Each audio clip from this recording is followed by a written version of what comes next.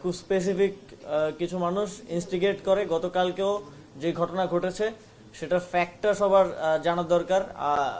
একজন শ্রমিক সেখানে নিহত হয়েছে, আমরা তার জন্য এটা খুবই আমরা দুঃখিত, এবং সেই শ্রমিকের পরিবারের যাতে ইয়া করা যায়, এবং ক্ষতিপূরণ অলরেডি আপনারা জানেন 13 লক্ষ টাকা ক্ষতিপূরণ ঘোষণা করা হয়েছে আমাদের তরফ থেকে, বিজিএমইএ, সরকার এবং মালিক পক্ষের তরফ থেকে।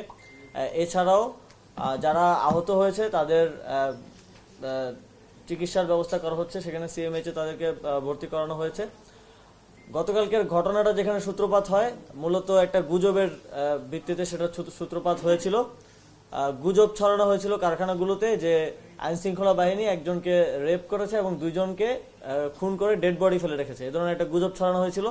সেই গুজবের ভিত্তিতে কারখানাগুলো থেকে শ্রমিকদেরকে নামিয়ে আনা হয়েছিল।